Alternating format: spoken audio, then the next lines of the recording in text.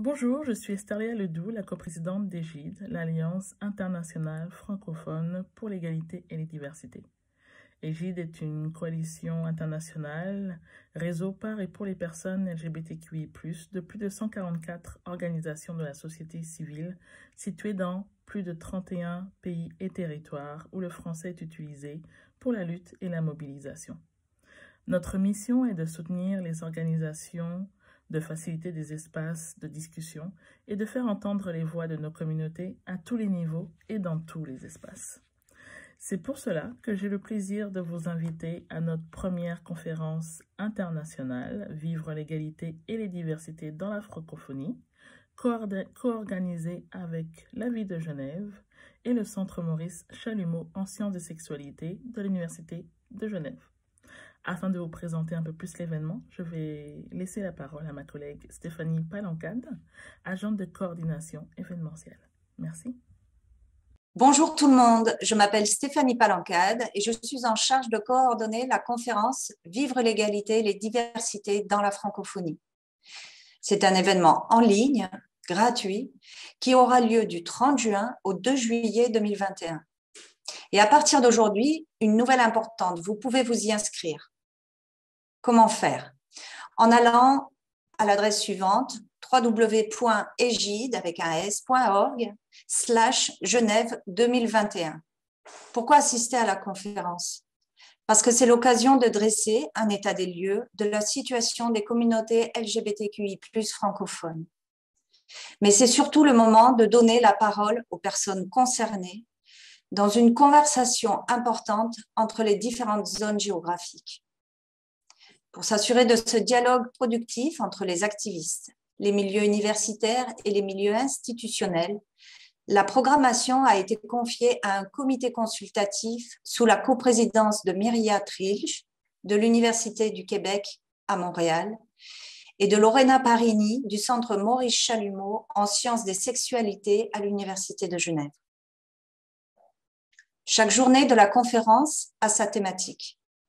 La première, on parlera de la culture et réseau. La deuxième, de la sécurité. Et enfin, de la santé pour la troisième journée. 3 aspects fondamentaux pour assurer le bien-être des personnes LGBTQI+. Voici les témoignages d'intervenantes de la conférence qui vont vous présenter ce que veut dire pour elles vivre en réseau, vivre en santé et vivre en sécurité.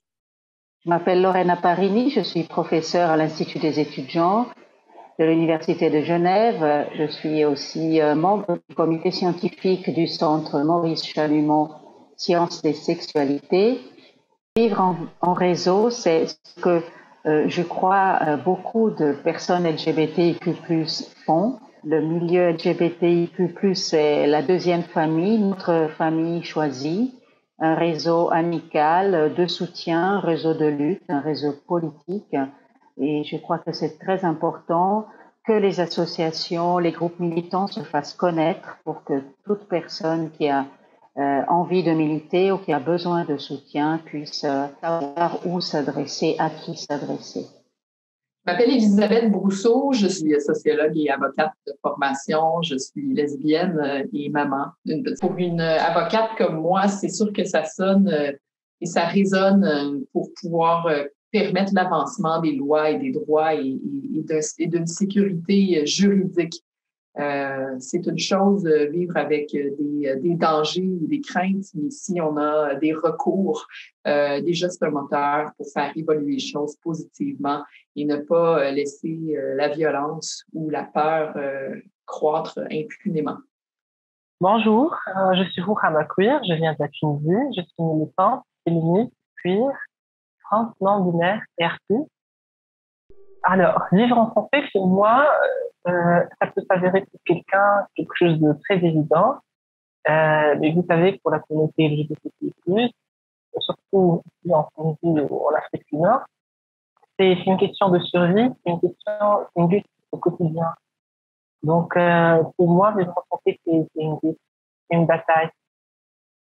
Je m'appelle Chamindra Verwardena, je suis de nationalité sri-lankaise et je suis membre du comité scientifique ou comité consultatif de la conférence. Vivre en santé, pour moi, c'est surtout de pouvoir bénéficier d'un système de santé qui reconnaît les droits des personnes trans, les droits des personnes intersexes, les droits des personnes non hétéronormatives. C'est aussi de vivre dans un système de santé qui est partant à apprendre des expériences vécues de nos communautés, qui changent, qui se reforment selon les besoins de nos communautés.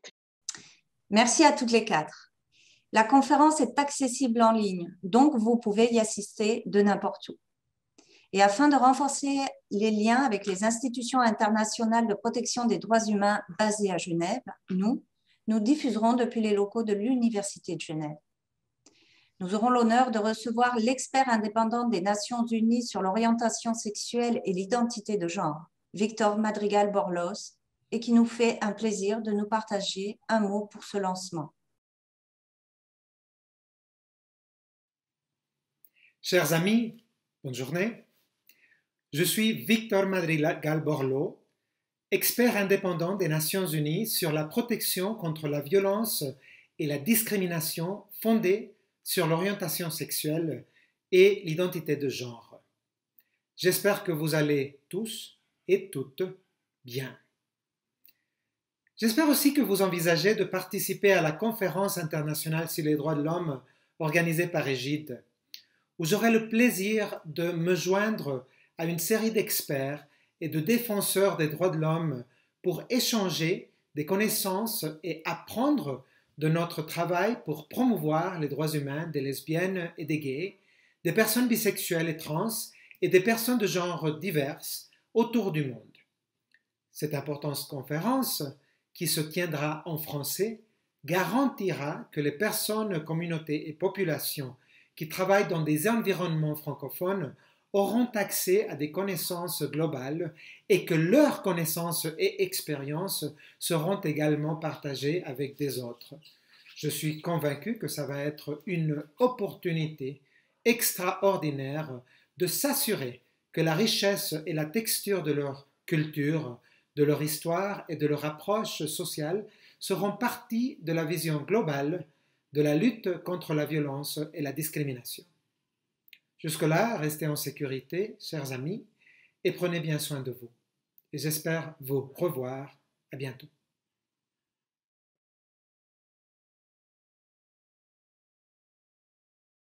Merci, M. Madrigal-Borlos.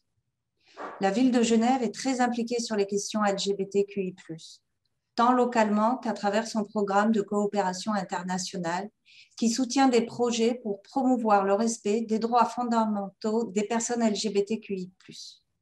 Voici d'ailleurs un mot d'Alfonso Gómez, conseiller administratif de la ville de Genève. Bonjour, je m'appelle Alfonso Gómez, mes pronoms sont il, lui. Je suis conseiller administratif en ville de Genève, ce qui signifie que je fais partie des 5 membres de son exécutif. Je suis notamment en charge des questions d'égalité et de diversité. Refuge historique de nombreuses diasporas, capitale internationale des droits humains, Genève est à la fois une ville internationale, francophone et cosmopolite. Elle est également une ville engagée, qui promeut des valeurs d'égalité et de diversité, condition indispensable au développement d'une société durable. Dans ce cadre, elle travaille depuis de nombreuses années afin de lutter contre les LGBTIQ-phobies, en étroite collaboration avec le riche tissu associatif local. Depuis les années 1970, Genève est en effet le berceau de mouvements LGBTIQ très actifs.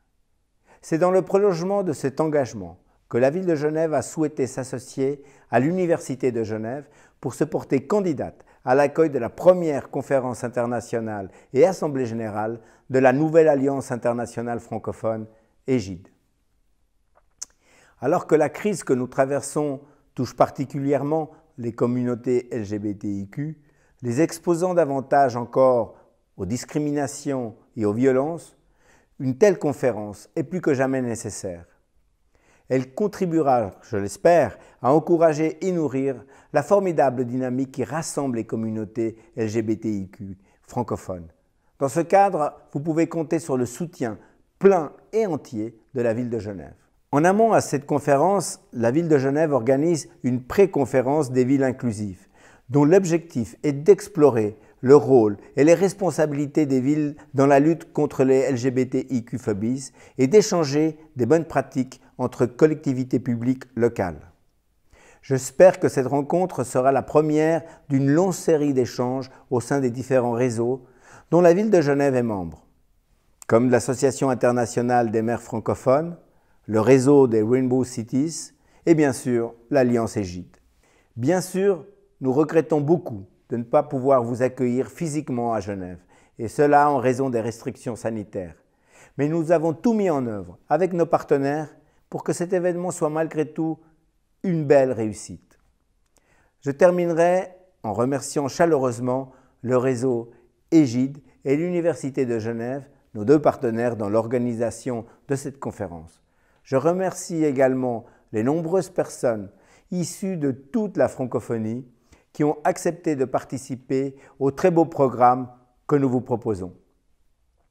J'espère que vous serez nombreuses et nombreux à vous inscrire à ces événements pour apporter votre expérience, votre point de vue et votre expertise au débat et aux discussions. Je me réjouis de vous retrouver du 30 juin au 2 juillet prochain pour la conférence internationale Égide et dès le 29 juin pour la pré-conférence des villes inclusives. Je vous laisse quelques images de la Genève LGBTIQ qui vous donneront, je l'espère, l'envie de visiter notre magnifique ville quand les conditions seront enfin réunies. À bientôt.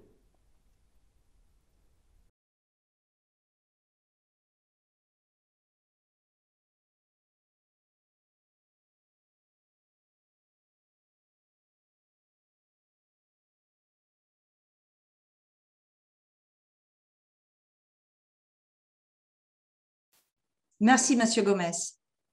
S'inscrire à la conférence vous donne également la possibilité de participer à la pré-conférence qu'organise la ville de Genève le 29 juin et qui porte sur le rôle des villes dans la promotion de l'égalité et de la lutte contre les discriminations. Les deux événements sont gratuits.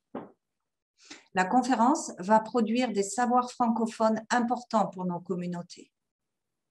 C'est pourquoi nous aimerions qu'ils soient diffusés au plus de gens possible.